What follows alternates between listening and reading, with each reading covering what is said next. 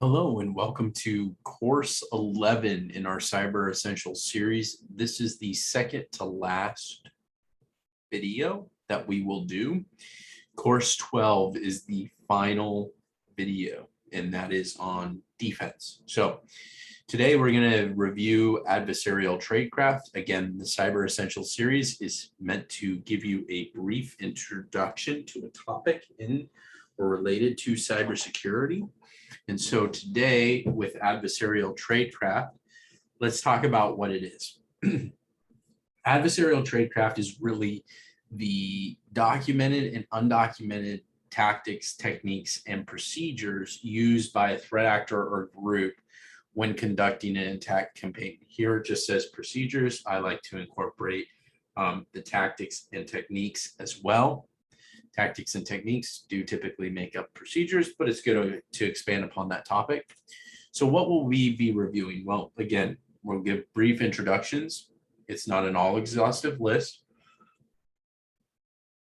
but we'll be reviewing living off the land. We'll be reviewing command and control, phishing, watering hole attacks, web-based attacks, and other TTPs. So what is living off the land? Well, it's the abuse of native tools that are typically signed and present on a target system. So this could be an endpoint or a server. When they're signed, it means that the author of the tool, the developer of the tool, they're cryptographically signed and recognized as a trusted tool on the system. The operating system itself trusts this tool. This is not a new technique, and let me stress that. There's been a lot of conversation recently in our industry about living off the land.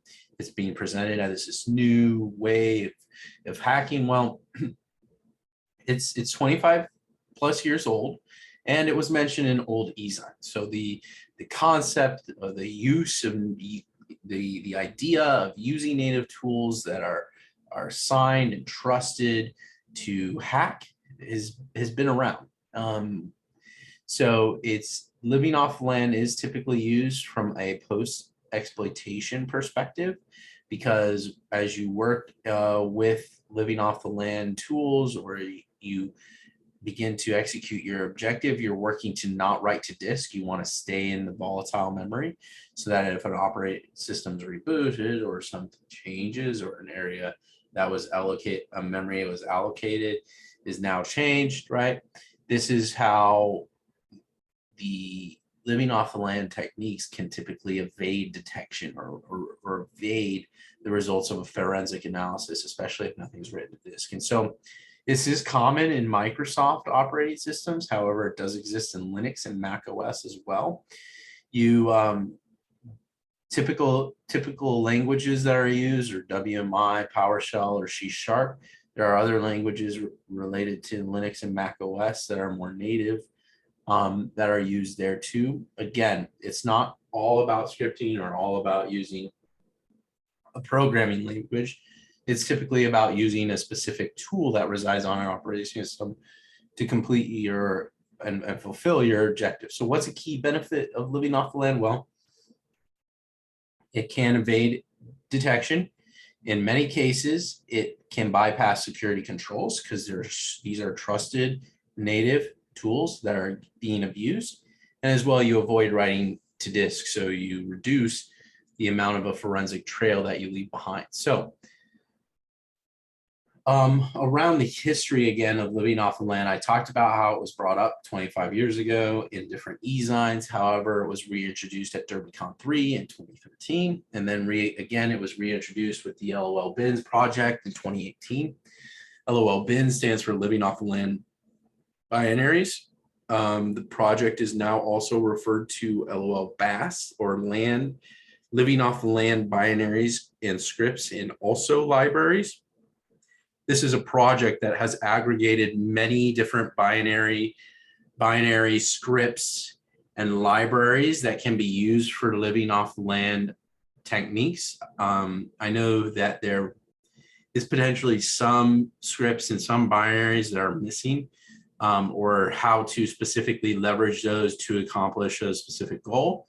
However, documentation is being added all the time. People are contributing to the project more and more. So I think it will be, and eventually it will be an aggregation of everything. So furthermore, a lot of living off the land techniques are also tracked through MITRE's attack matrix. And so if you want to learn more about maybe how to defend against certain types of tactics or techniques that use living off the land, MITRE is the place to go. So let's talk about through some examples real quickly here. Related to Windows, there is the CSC-XE. This is a binary used by .NET to compile C# code. So if you have written something in C# and you manage to get it onto a system and you want to compile it there on that box, you can do so with CSC-XE. Now I noticed that there is a typo here. It should say forfiles.exe. This is used to select and execute a command on a file or set of files. This binary is very useful when it comes to batch processing. NetSH you can use to capture packets, right? For files was used for file execution. NetSH.exe is used for capturing packets. This is a tool that's used to not only manipulate network interfaces, but also do things like capture packets. CertUtil, it's a utility primarily used for handling certificates in Windows. However, you can also use CertUtil to encode and decode files or pull down a remote file from another server. In Linux, there is the AT or AT utility.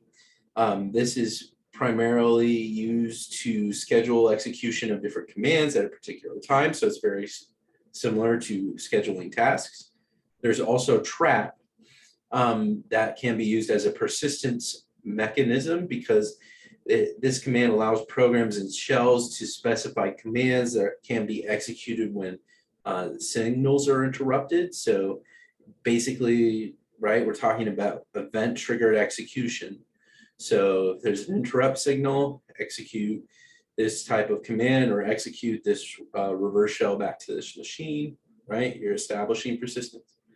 In Mac OS, there is the EMON or Event Monitor daemon.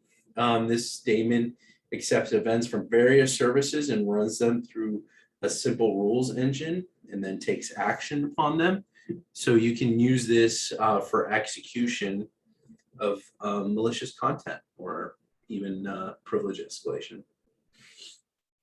So command and control or C2, these are tools and techniques used for communication with compromised systems. There are many different mechanisms for leveraging command and control or doing C2 activities. A common C2 framework that is used is Covenant. The reason is because this makes .NET Tradecraft easier, which is where a lot of the industry for offensive security tool development is pivoting away from PowerShell and now actually going to .NET.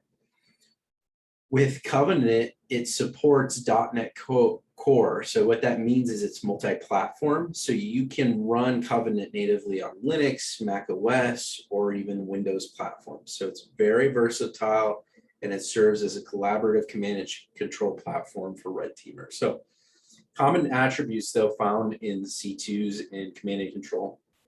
One or more covert communication channels. This means that it could be done over, DNS, right? Or you can do C2 through Twitter posting or through IRC. It's used to issue instructions to compromised machines. Hey, you go do that, right? This is where botnets and zombies come into play. C2s can also be used to download additional malicious payload, exfiltrate stolen data to an operator. When it comes to CNC, and this is again where MITRE's attack matrix is very useful, it has documented 16 different techniques.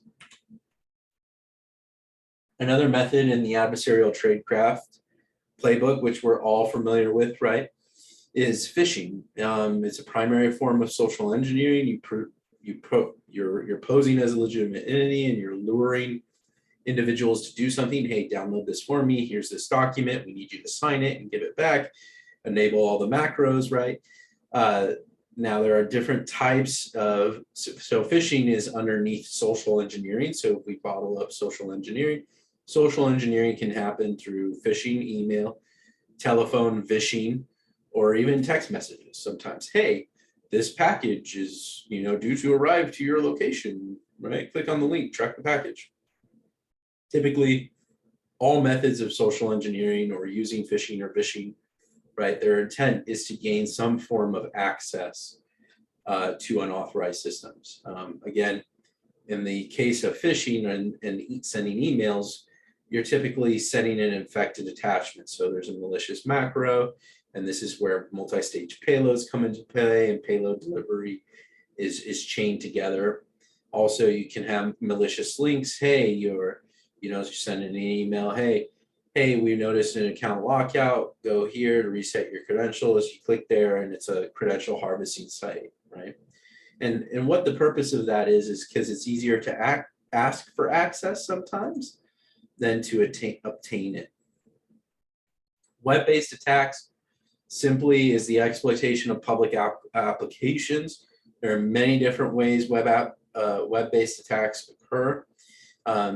Typically, right, from a public internet perspective, the web-based attacks is one of the initial methods for gaining access. So there may be some kind of public resource in the cloud that then communicates with some form of a backend database somewhere, and you can move laterally and pivot amongst things. This is where web-based attacks or web application-specific based attacks around OWASP's top 10 come into play.